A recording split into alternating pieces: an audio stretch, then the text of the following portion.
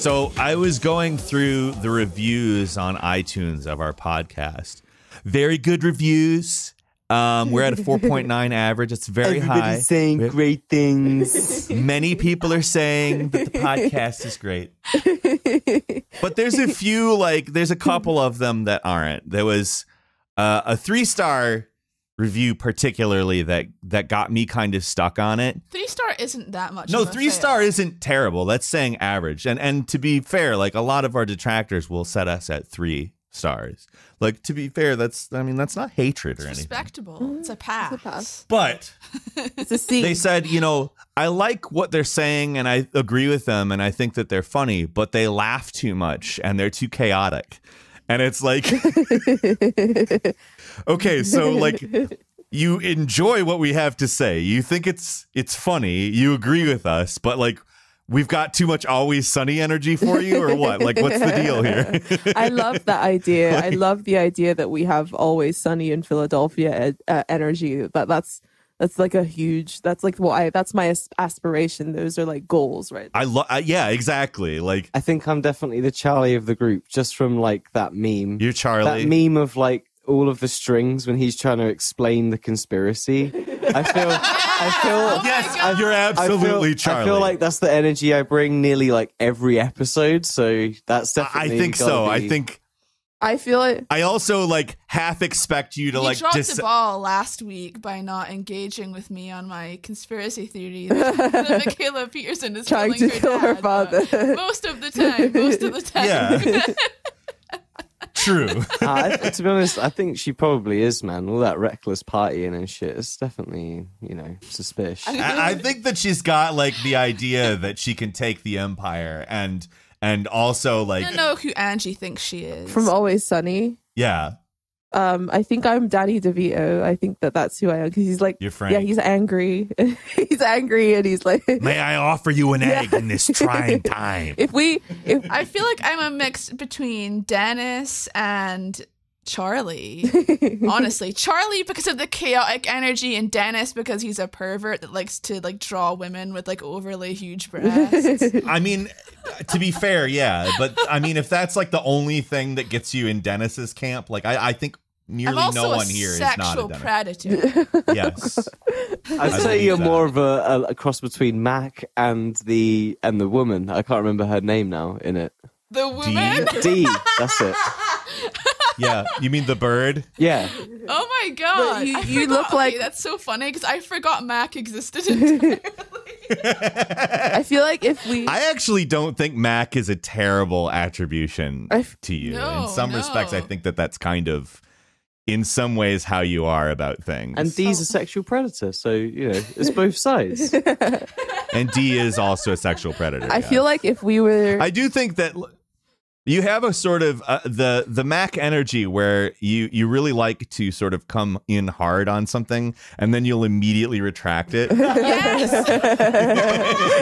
Oh my god! That's kind of what gets me on the Mac train for you. Yeah, I'm definitely Mac because I'm so agreeable. I can have this strong opinion and put me in a room with someone who has a slight authority and who seems smart, and they can convince me I'm wrong in 2 minutes. by the way, with for the listeners who are listening, that's Ashley talking because they seem to get our accents confused. And I know that someone's going to hear that and be like, Angie says she's agreeable. That's not true. How dare you say something like that? I'm definitely. No, in all honesty, I buy the Frank idea. I buy the Frank idea. With Yeah, Angie. definitely. There have been so many times where people have listened to the podcast and they've been like, Angie, what are you talking about? You're not like that. And I'm like, that was Ashley talking.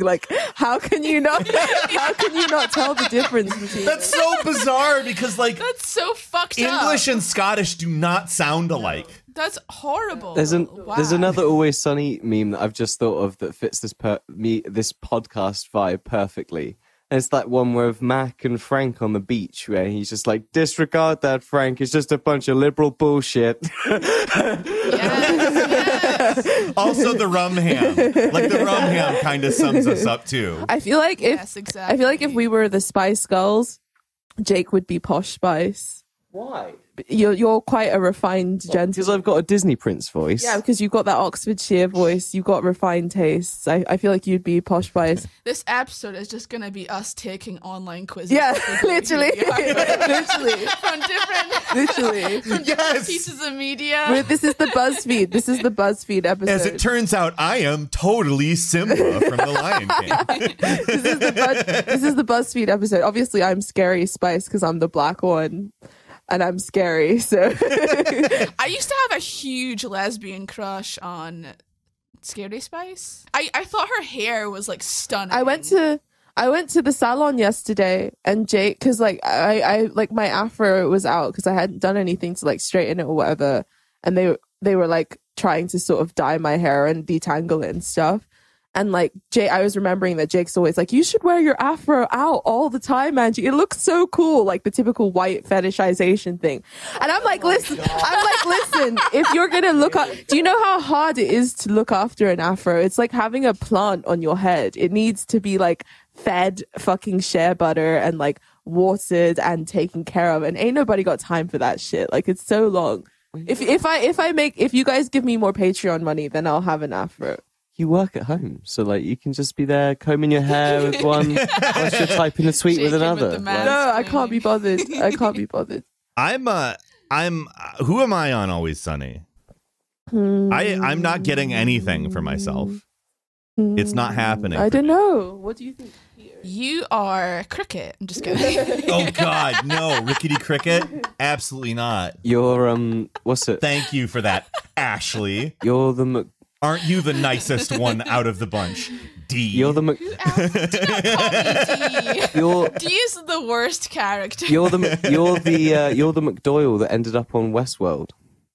I don't like that either. Is it the McDoyles or the McBoyles? I Oh can't my God, remember. Who else is 'Cause I'm really not like a Dennis. I would say Dennis based off of the boob thing too, but I would say that you're Charlie or I would almost say Charlie because of the other side to him where he's like actually kind of not as stupid as you think he is. well, that's actually nice of you. I would say that you're actually. Although it's a very backhanded way of being nice, but I would say, I'm gonna take that as a nice compliment. No, I mean the smart aspect. I'm not. You mean the saying- savant aspect I'm not saying- of Charlie, yes, I'm not where saying- Charlie is a savant, like he's very Yeah. I'm capable not of saying- random things. I'm not saying you seem stupid and that it's a surprise. That would be offensive. I would say, Peter, that you're actually the Dennis because you're the leader, because you're the elder. That's how I Well, see I'm the you elder. in the group. Yeah. But that makes you the leader. getting a lot of You're the leader of the group. You're So you're old. Dennis. I love how mate. I'm a savant. No. I am falling apart. I have another one. If we were the Fellowship of the Ring, you would definitely be Gandalf. Oh my god. Ashley would be Gimli for sure. You- That's just based entirely on I the would Scottish be Legolas, aspect. asshole. I would be Legolas. it's just based entirely on this question. I feel like Jake To be would honest, be, if you shout and my axe, Ashley, let's be honest, it's Yeah, gonna sound pretty like close. Gimli. It's gonna sound pretty close. No, I'm quite Give us a quick and my axe. No fucking way. I feel like Jake would be like a hybrid between Frodo and Sam for sure. He has like the innocence of like Frodo, but like the cheekiness of Sam. Like It's not He's Sam, it's the no, Pippin. Pippin. No, Pippin He'd is be the one that I Aragorn. mean. Huh? It's like Aragorn. He looks like Aragorn. Okay, yeah, you be You know, Aragorn. I'll take any of those. Yeah, Jake's like, yeah, just None give of me. them are Gimli, so None of them are- Shut up. I think that Also, I'm 5'8". yeah, you're a little think- tall for I'm Gimli. tall. Gimli on stilts. give me a.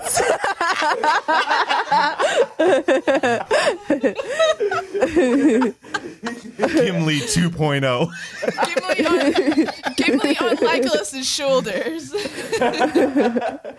I feel like I would be Galadriel, but like if Galadriel actually took the ring. You remember that scene where Frodo offers it to her and she's like, I will be queen. I feel like that's I definitely agree. Yeah. Like, and that completely goes with the Frank energy as well. Like, and I don't the think Frank, the Galadriel, if Galadriel took it's all right there. I totally believe I it. don't even understand why she gave it the ring up. Like she should have just taken it and like become the queen and like defeated Sauron and just like pushed everyone to the side.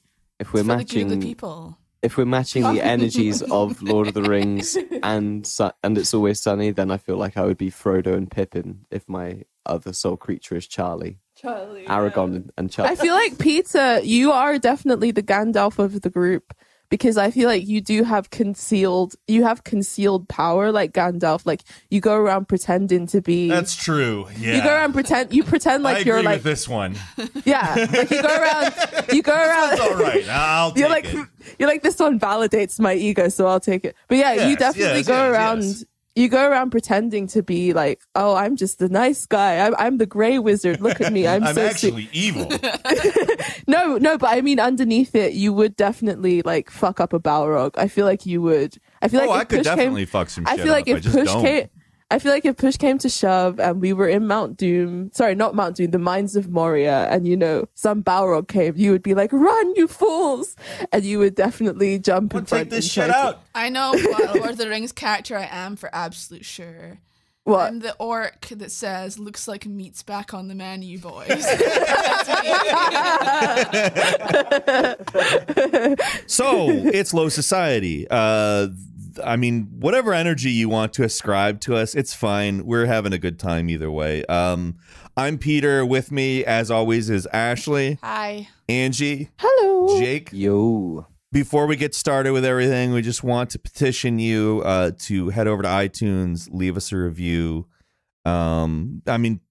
Pick whichever character you think we are in the review and leave 5 stars, not 4 stars, not 3 especially, 5.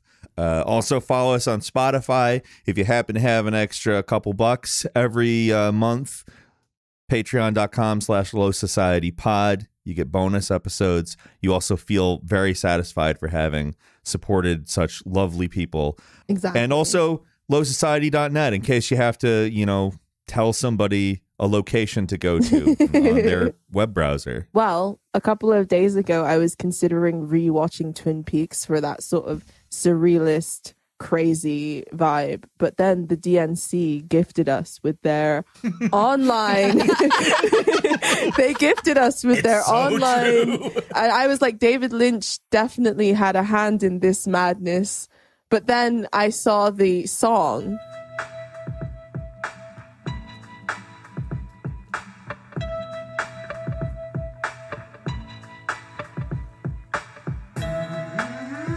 And I was like, no, I don't think David Lynch would sully his name with this. And the thing is, I don't even know, as cringe and as crazy and as awkward as it was to watch, it could mimetically resonate with people because a lot of the memes that are resonating with people these days are ones that are sort of rooted in like pathology and weirdness. So maybe this will take hold. And if anything, Yeah. it was rooted in those things. That Billy Porter thing reminds me of the videos that woman YouTube shooter made on YouTube. Oh my God. You are so right. Yes. They're yes, exactly it gave like that. me. The woman who stormed the YouTube headquarters made Yes. videos Yeah. exactly. She's Videos a legend, exactly like and that. she's actually an up and coming. She's dead. Yeah. No, I mean like her videos are like coming back as kind of like a bit of a meme, like a cheeky meme, because like she was a complete. It definitely gave me creepypasta vibes. Like Yes. it gave It me had like that. I believe okay, so we talk about Sam Hyde a little bit on this show. I believe that like unintentionally it is the exact same video Sam Hyde would make to make fun of Black Lives Matter. I think that Yeah. it's basically like a Tim and Eric skit that could be interpreted as against Black Lives Matter in some way. well, yeah, it was crazy. The whole DNC thing was insane, and like the Michelle Obama made a speech, and people were talking about it as if it was like the greatest oration in the history of oration. And it was so. It was like, just so blasé. And then you had people on. It was bland. bland. I would call it like nothing. It was people on the news were like, "Oh, it was like the best speech ever made." But just like, "Yes, Queen, yes," to this like really bland speech that like it said a whole lot of nothing. It was basically just Trump is an existential threat, and that's sort of the angle that they're pushing really hard. They're pushing really hard on the we love people of different identities and Trump is bad kind of angle, but in terms of policy, it's quite. They haven't said a damn thing. The whole like Zoom call. So they called everybody a couple days ago, and they haven't mentioned policy yet. I mean, it's a very long remote meeting. Yeah, you'd think that they would get to that by now. No, but you know that they love Zoom calls. Like these people just are happy to have something to do. This is the most Democrat possible National Convention. Yeah. But that's the thing is if the DNC is this surreal and crazy, like I wonder what the Republican one is going to look like. Like I'm excited to see how crazy that's going to be, but I'm also disappointed that it's online this year because it means Eric Andre can't go and storm it. It means Eric Andre can't go. I was literally watching that when I was in Scotland with my brother, like the whole series of him going and messing around there it was just amazing. I think that it's just going to be like InfoWars like superimposed in the background and like Trump screaming. It's just going to be crazy. It's just going to be like if you're talking about like, you know, even relatively successful, I guess it's not even a leftist meme. I know that Eric Andre is at least a social democrat from like his public, what he said about politics and whatever. But that whole do you think that Margaret Thatcher is effectively utilizing girl power when she sent illegal paramilitary death squads to Northern Ireland when he asked like genuinely the perfect like, hey, identity only politics isn't enough. Can you believe? Yeah, that, exactly. Can you believe that Rosario Dawson went from fucking Eric Andre to Cory Booker? Yes, I know. Fucking Booker. Grade like that. What the fuck? Rosario Dawson. Who's Cory Booker? He's this fucking like. You guys explain. Cory Booker is a politician from New Jersey who managed to become a senator off the back of himself being the mayor of a city, and there was a horrific hurricane, which, I mean, this was a good thing that he did, but he did it on social media, which means he did a good thing for social media specifically. He let a bunch of people who were homeless because of this hurricane that was going on live in his house for a while.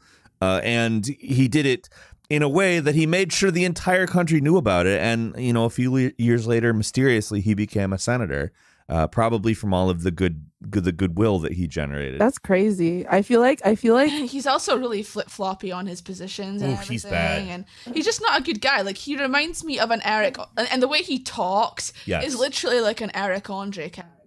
Yes. It's okay. So Rosario Dawson went from dating the guy who comes up with the characters to the characters. Like that's the kind of downgrade. Like that's terrible. But I mean, I feel like that's like probably one of the only successful leftist memes because it has been a success. It can be successfully reappropriated to talk about any bullshittery in like or neoliberalism within fucking the politics like that. Like I saw it got well, yeah, not just that, but also class. I think I saw someone reappropriate it for Kamala Harris and all the prison, like, you know, truancy stuff that was going on with her and everything. It's also to do with the fact that she's, it's a critique of the idea that everything women do equals feminism. So it is sort of rooted, because that's the thing that these liberals believe. It's like, oh, you're a woman, you farted, feminism.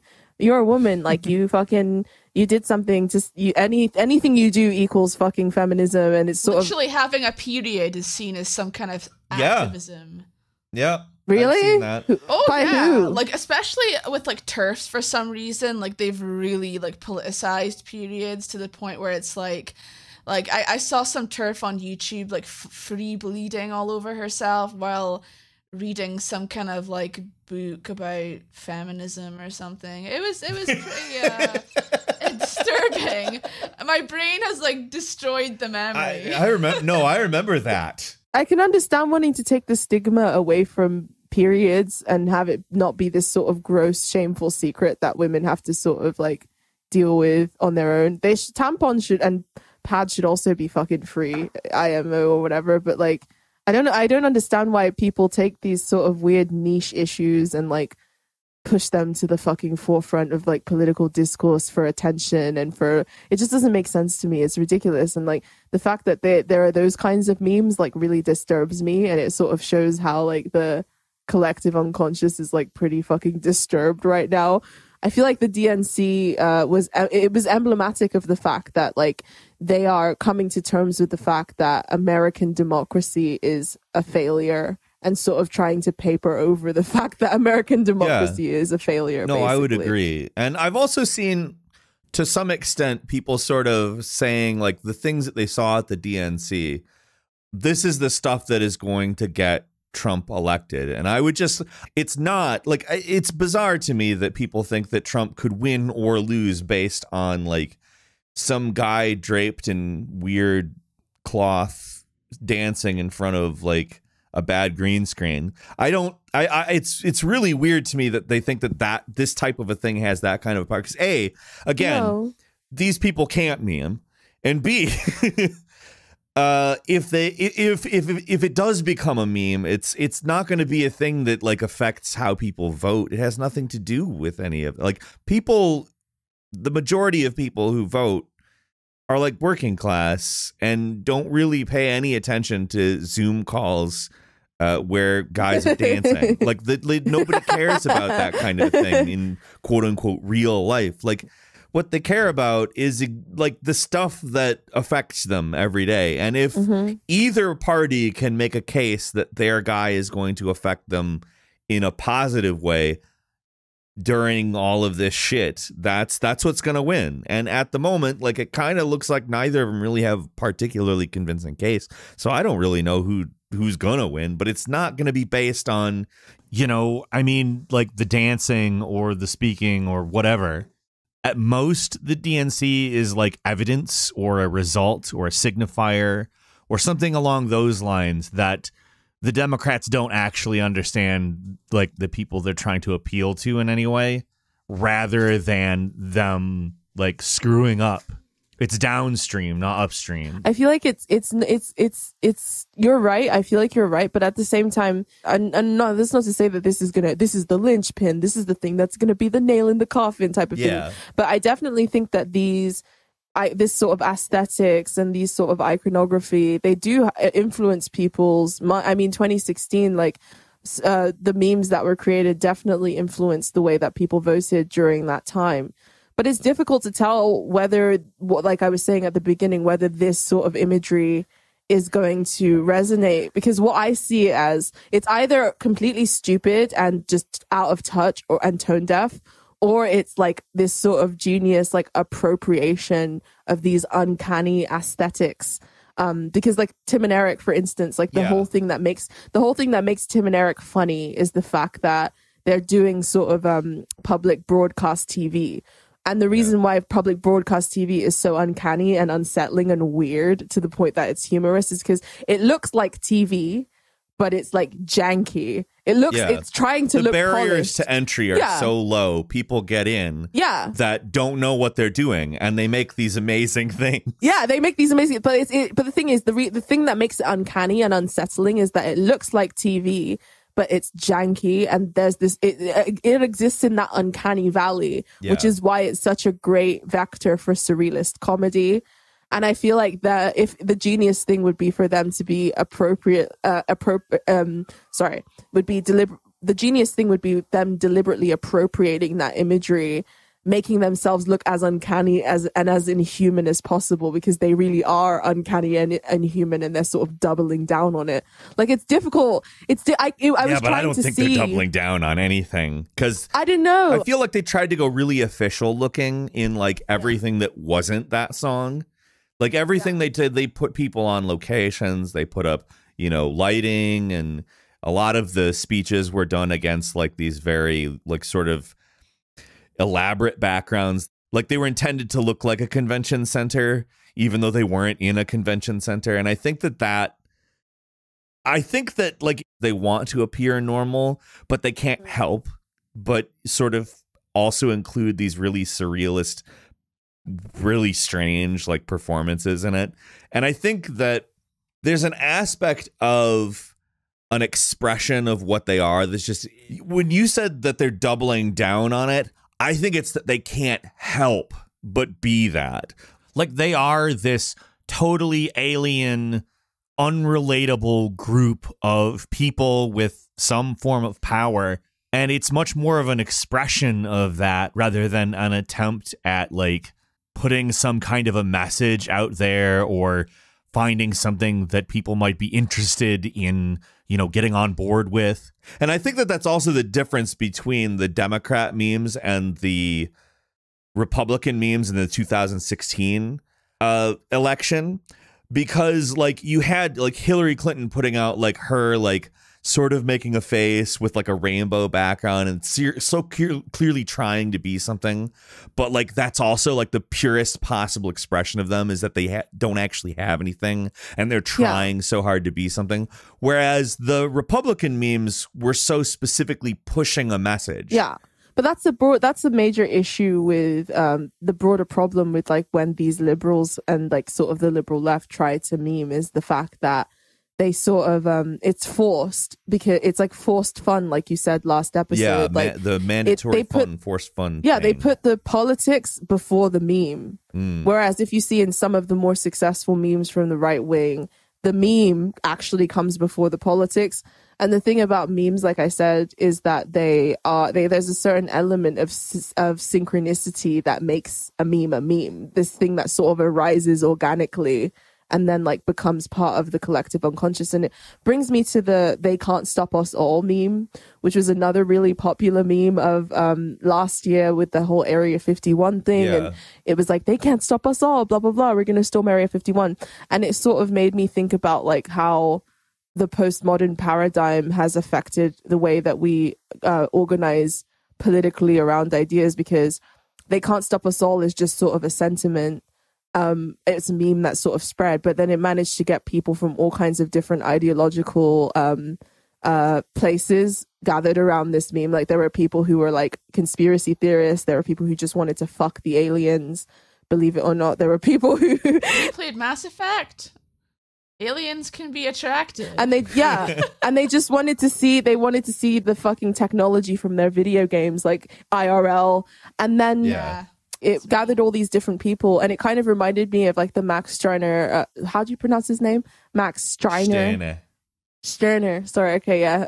The Union of Egoists, because you have all these people who are non-ideological or from different ideologies gathered around this shared goal of exposing what's happening in this specific place.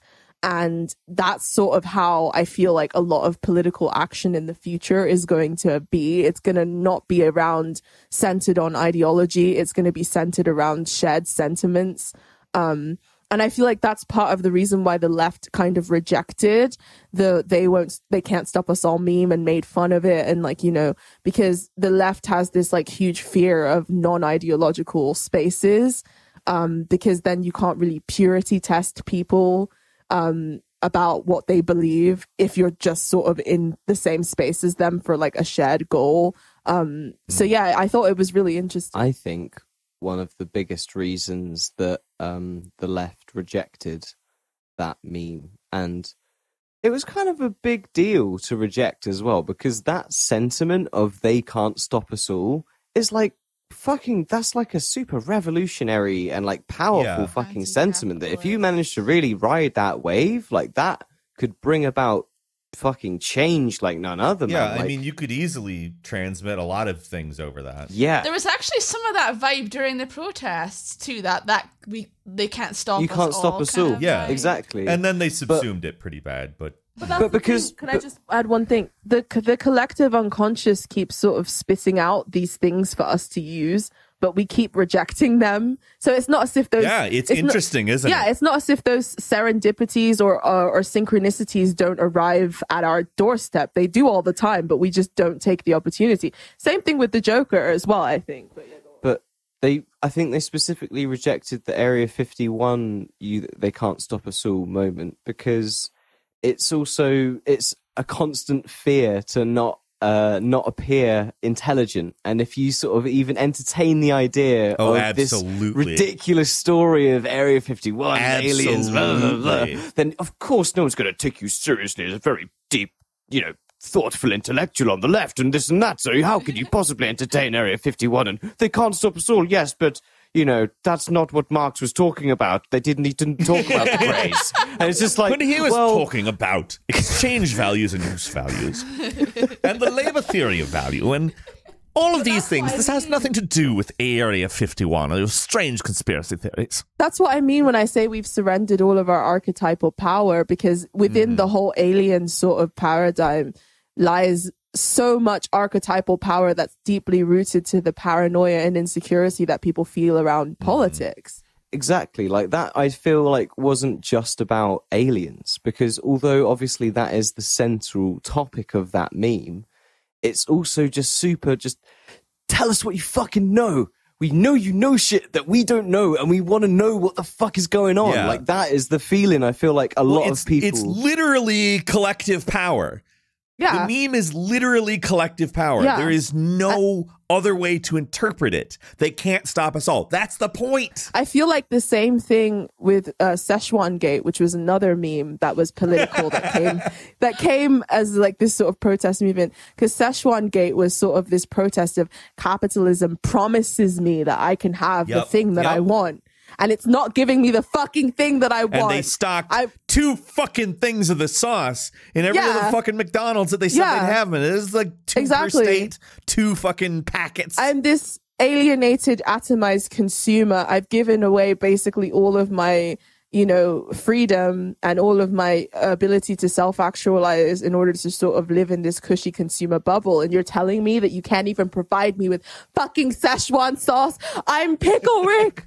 Look, I've said this to you several times. Hey, Morty, I turned myself into a pickle. I've said this to you several times, but the lack of Szechuan sauce at that moment and the lack of GTA 6 show that capitalism is not an efficient fucking supply and demand system. It's a fucking line. It's a bullshit fucking line. Jake would be one of the people at Szechuan protests if he was in... But, I mean...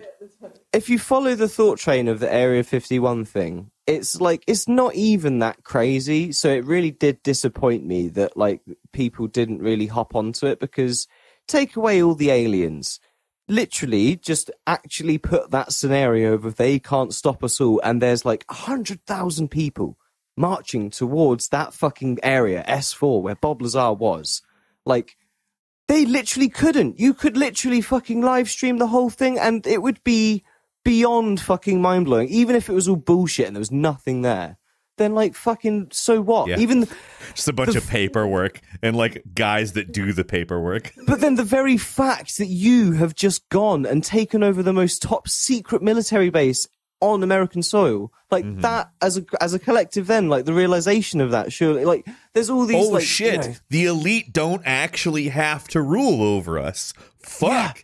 We could actually take things from them if we wanted to. Exactly. And so like that's kind of how I saw that, as well as obviously the hopeful of like, hey, we could storm in and see those 9 craft Bob Lazar talked about. But yeah. Maybe also just the idea that we could all collectivize and show that we could actually we want to know, so we're going to decide that and we're going to take that and you can't fucking decide that. Like that's a really powerful thing. Well, I mean, here's the problem with that meme though, is that it doesn't have like 6 different walls of texts at different angles. Yes, exactly. Oh my God.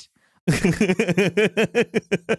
it's actually a leftist meme in and of itself, that leftist memes are always extremely wordy and incomprehensible. Yep. So. They're just like walls and walls and walls of text about people I hate. Wait, is that and here's part of the source of one of the Chad memes of like the guy that's frustrated with all the loads of text? Isn't that kind of not part of like to depict like them as but even the those, left like, and even the Chad that, as the right? So you know what Jake is those like they're like one line of text or a term. But what Jake is referring to is the Yes Chad meme, which is where somebody comes over and is like, you did this thing that's wrong. And then the Chad is like, yes. And like what they're saying is convoluted and long, whereas the Chad just says yes. And there's this sort of power to just sort of like, yes.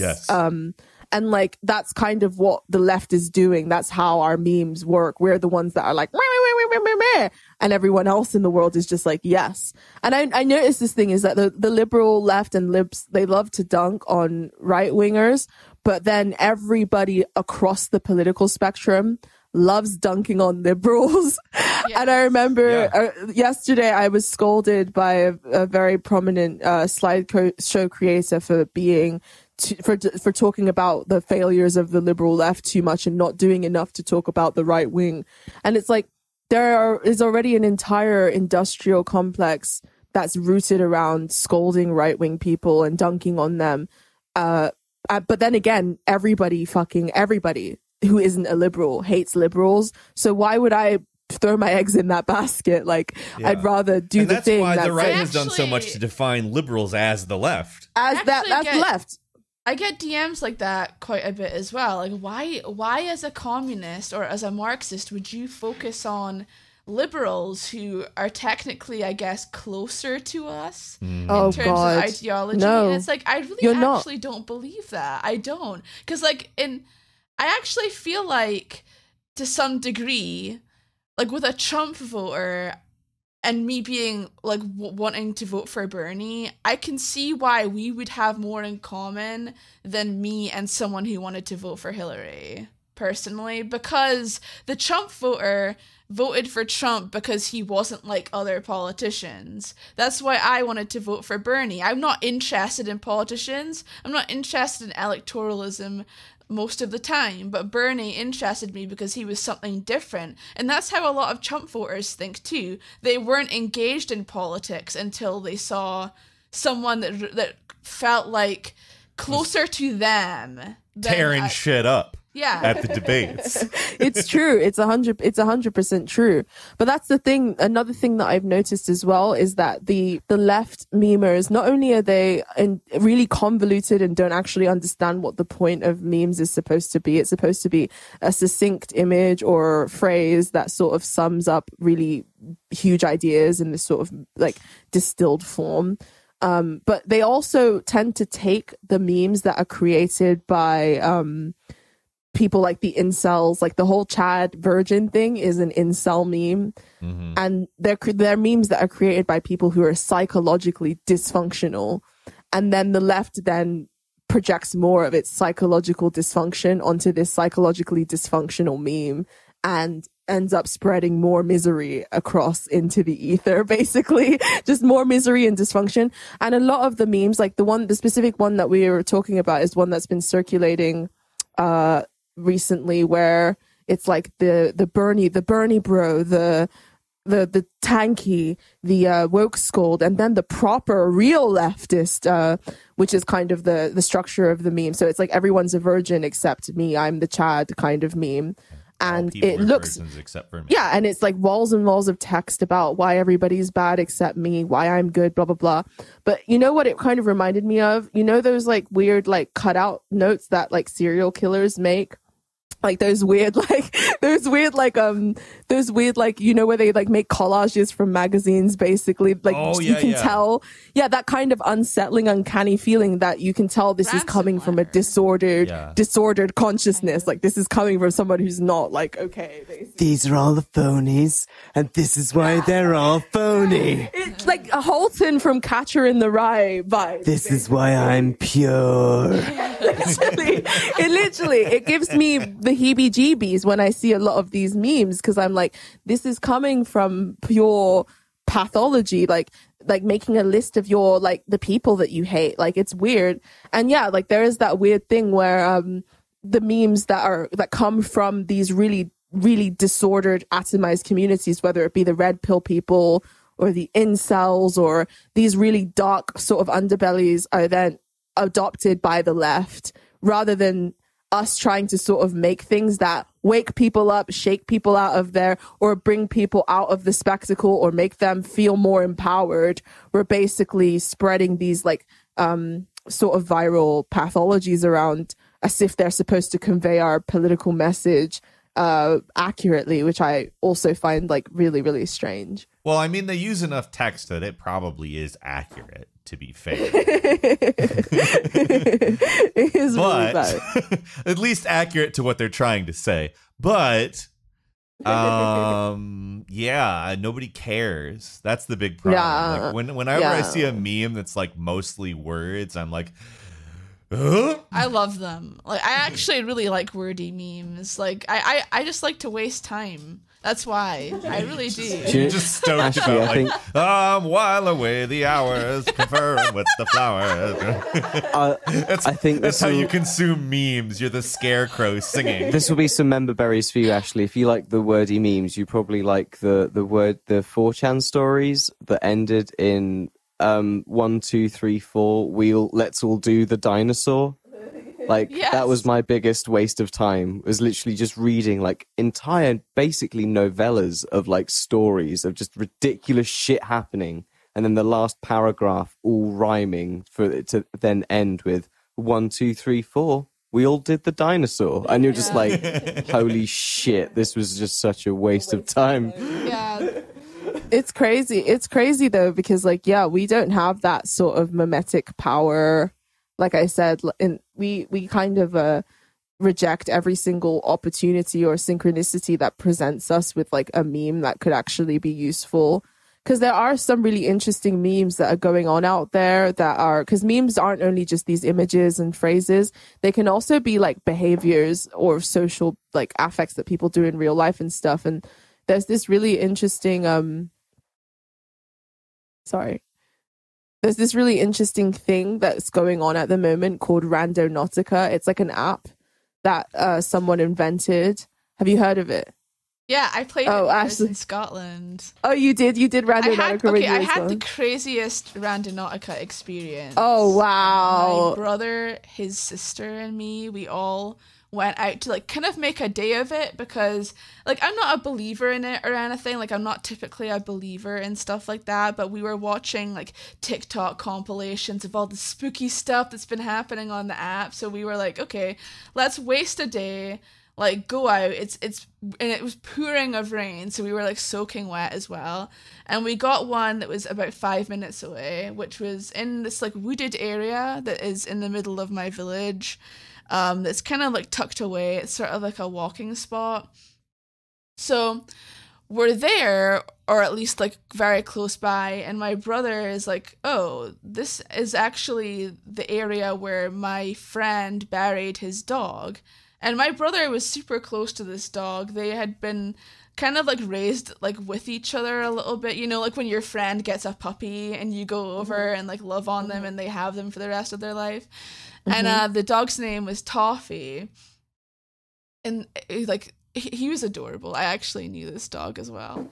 And so we're like, okay, cool. My brother's girlfriend brought a dowser with her, which is like, I don't even know how to explain it. A dowser, it was originally used to find like underground water sources, but it then became like a tool for divination. So basically you ask it yes, no questions, and based on the expression that it shows you, it's like a yes or no, basically. Okay, well, yeah, she did that, which was pretty neat to see, I guess. And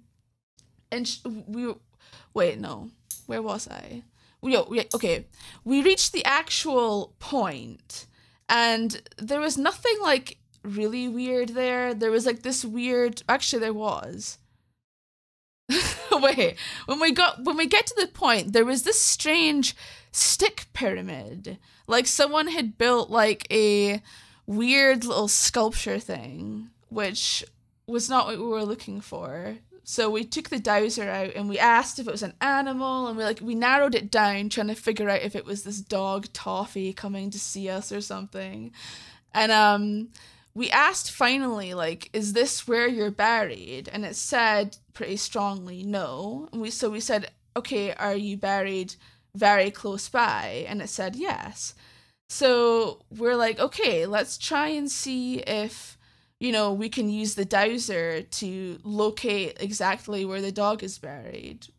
we didn't know where exactly it was buried, but we wanted to try and see if we could find it. So I start walking, and like literally 30 seconds away, I see this plaque. And it was Toffee's grave, the plaque that was placed there when they buried her. And we didn't even know this dog had a plaque in the woods for it. And it was like such a weird moment. Like we were just standing there. And Well, I don't really I'm not like a huge believer in ghosts or anything like that. And I don't even but it was still so much fun. I want to explain though, because like the reason I bring up Randonautica is because the people who actually created Randonautica are occultists, and the whole point of the platform is to bring people out of the spectacle and into the real world and make them have mimetic experiences in real life. So it's basically, the way it works is that it's like a quantum computer that basically generates like perfectly random numbers, which are then put to a point on the map. And then you're supposed to sort of express an intention of what it is that you want to find that's going to teach you something about yourself or your life. It's kind of similar to the tarot, but like a real life sort of archetypal mimetic experience in that regard. So there's an element of synchronicity. And the thing that I think is genius about it is that it takes people outside with a shared purpose to find meaning and when you go outside, you see these symbols and these synchronicities because you're looking for them, and they come to you, and it's like having this sort of mimetic experience in life.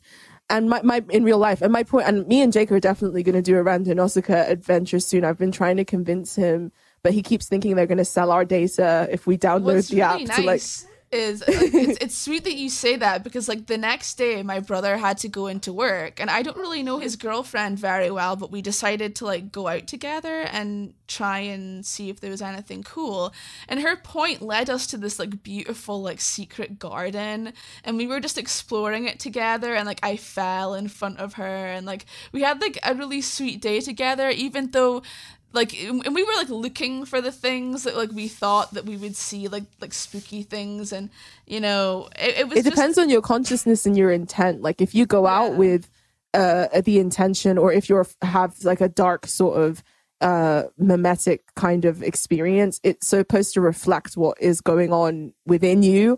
And if you have like a positive experience, it's like you sort of superimpose your own darkness onto a situation in the same way that people sort of superimpose their own psychological darkness onto memes. So you really see what you're supposed to see when you do the adventure. And yeah, the people who created the app, the designers, they're occultists. And they specifically did this because they were sort of trying to create a beautiful meme. And because memes can also be real life, like behaviors that people do, this sort of group sync kind of behavior that bought something positive rather than bought something negative. And it's almost situationist. And I think it's like interesting as well, because it actually takes people outside, but not for the purpose of like chasing down fake digital Pokemon or whatever. Yeah. It's actually like an enriching experience, which I think forces you to literally try to receive the world as it is. Exactly. And also pay attention to it too, and find these like really interesting synchronicities. But like I said, there can be dark memes, and there can also be like really beautiful memes. And I feel like that's what the left should be trying to create. Not just memes in terms of words and images, but memes in terms of like syncs and behaviors.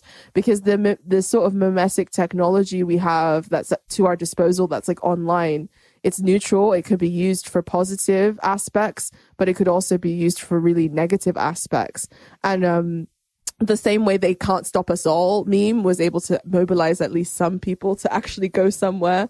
We could definitely be using this sort of thing to mobilize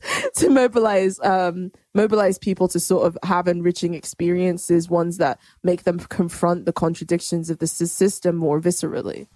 Look, in the last, in the bonus episode, I rounded it out with a story about how I basically supplied Bam Margera's crew with cocaine.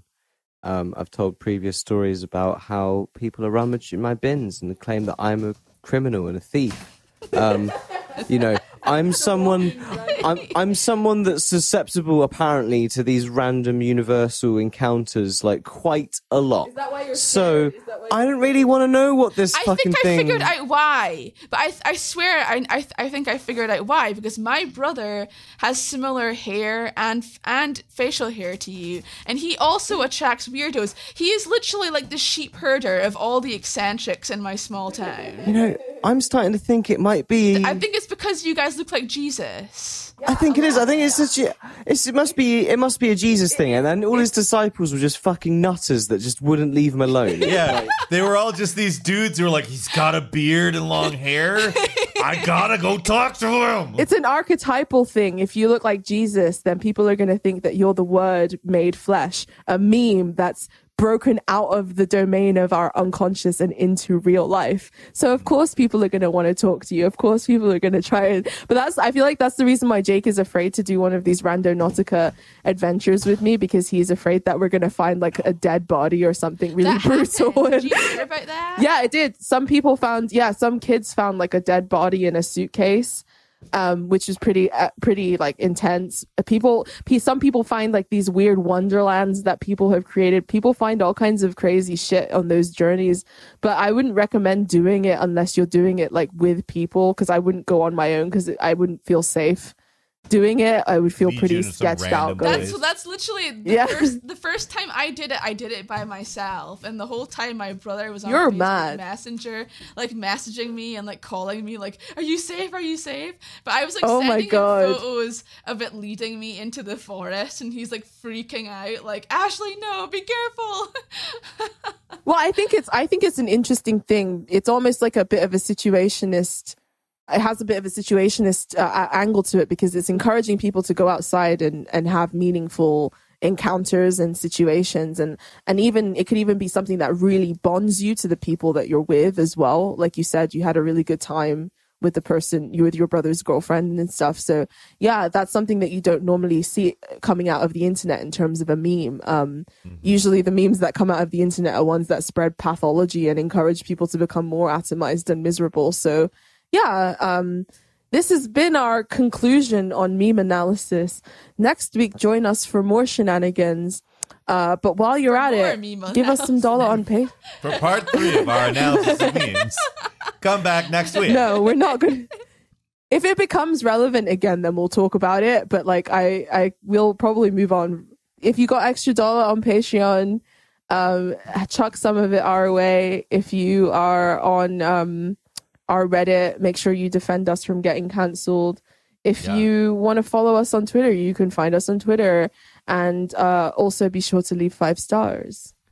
Look, if you join the Patreon, you can join our Steam group where we play lots of video games, and you can come and join me and play Fall Guys. And I kind of I'm not great at it, but one of our patrons has 2 wins on one fucking session I was playing the other day.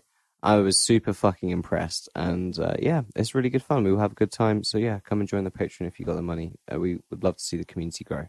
We love you. Goodbye. Bye, Bye. everybody.